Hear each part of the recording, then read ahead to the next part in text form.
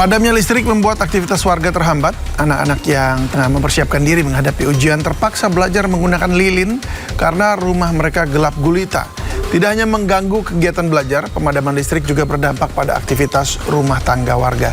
Sejumlah ibu rumah tangga mengaku kesulitan menyiapkan kebutuhan keluarga akibat peralatan elektronik yang tidak dapat digunakan. Warga pun menyesalkan karena tidak ada pemberitahuan sebelumnya dari PLN terkait pemadaman listrik.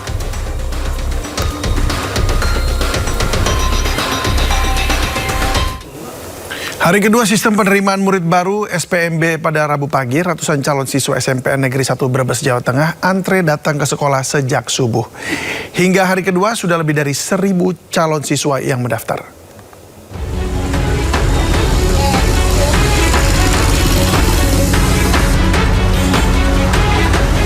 Ratusan calon siswa bersama orang tuanya sejak subuh mendatangi SMP Negeri 1 Brebes untuk melakukan pendaftaran sistem penerimaan murid baru SPMB sekaligus verifikasi berkas.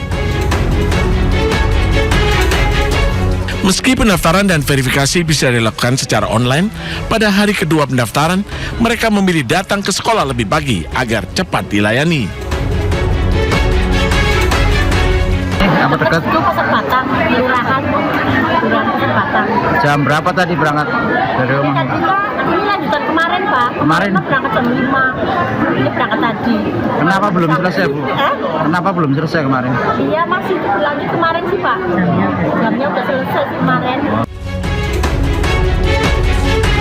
Mengantisipasi banyaknya jumlah peminat karena SMP Negeri 1 Brebes termasuk salah satu sekolah favorit dibagikan kupon antrian.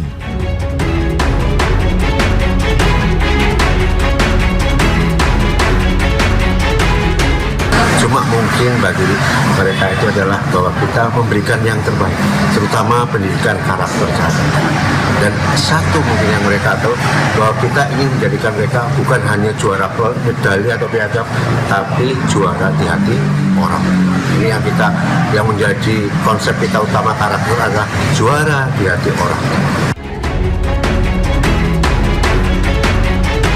Hingga hari kedua SPMB, jumlah calon siswa di SMP Negeri 1 Brebes mencapai 1.000 siswa lebih. Sementara kuota hanya 256 siswa atau 8 kelas. Dari Brebes, Jawa Tengah, Unibar iNews melaporkan. Sebuah minibus mengalami pencurian modus pecah kaca hingga uang 1,2 miliar rupiah di Kalideres, Jakarta Barat hilang. Sementara di Ciputat, Tangerang, Banten, uang 20 juta rupiah hilang dibawa pencuri dari dalam mobil.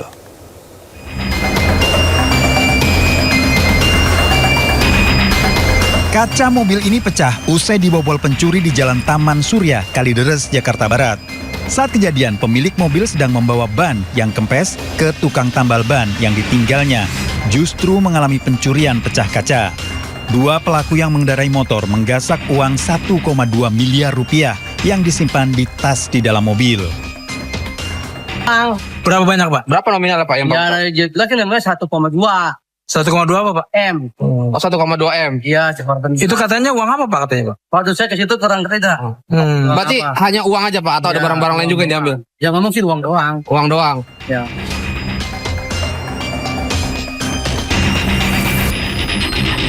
Sebuah mobil yang tengah terparkir di minimarket di Ciputat, Tangerang Selatan, Banten menjadi sasaran maling dengan modus pecah kaca mobil. Pelaku berjumlah 2 orang memanfaatkan situasi korban membeli makan. Korban baru menyadari barang berharganya hilang setelah melihat kondisi mobilnya dalam keadaan berantakan. Akibat peristiwa ini, korban mengalami kerugian sekitar 20 juta rupiah. Angkutan korban pada saat itu sedang cari makan malam. Kemudian tidak berapa lama korban kembali ke mobilnya, sudah menemukan situasi mobilnya di kaca bagian belakang sebelah kanan itu sudah diarenakan pecah, dan melihat di dalam mobil HR-V tersebut ya ada beberapa barang yang sudah hilang. Salah satu ada tas ransel yang berisi dompet, charger dan peralatan elektronik, serta satu buah laptop. Polisi mengimbau masyarakat agar tidak meninggalkan barang berharga dari dalam kendaraan karena dapat memancing aksi kejahatan. Dari Jakarta dan Tangerang Selatan, Tim Liputan iNews melaporkan. Butuh biaya untuk melamar kekasihnya, seorang teknisi perusahaan makanan di Gedangan, Sidoarjo, Jawa Timur mencuri emas senilai 500 juta rupiah dalam berangkas tempat dia bekerja.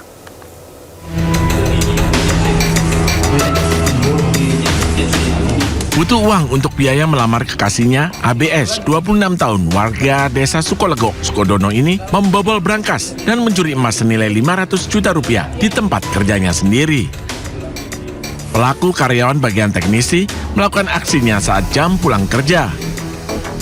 Dari hasil pemeriksaan polisi, diketahui pelaku masuk ke dalam ruang pribadi pemilik perusahaan dengan cara menjebol plafon, kemudian membobol brankas emas. Sejumlah emas batangan dan perhiasan senilai 500 juta rupiah dibawa kabur pelaku. Untuk mengelabui petugas dan korban, pasca kejadian, pelaku tetap masuk kerja seolah-olah tidak tahu terkait kasus pencurian emas di dalam brankas. Ada antam, ada cincin, ada gelang. Adapun total kerugian daripada korban adalah kurang lebih 500 juta rupiah. Pada saat kejadian, posisi pemilik rumah tidak ada, yang ada adalah hanya 2 orang karyawan yang saat itu ada di rumah maupun di tempat usaha milik korban. Saat ini pelaku ditahan di dalam sel di Polresta Sidoarjo. Sementara barang bukti uang tunai 17 juta rupiah, sisa hasil kejahatan serta sejumlah perhiasan emas yang belum sempat dijual diamankan petugas. Dari Sidoarjo, Jawa Timur, Pramono Putra, iNews melaporkan. Petugas Suku Dinas Perhubungan Jakarta Barat bersama TNI dan Polri menggelar razia parkir liar di Pesing PO Gelar Cengkareng Rabu pagi, dan warga panik menyelamatkan kendaraan dari razia.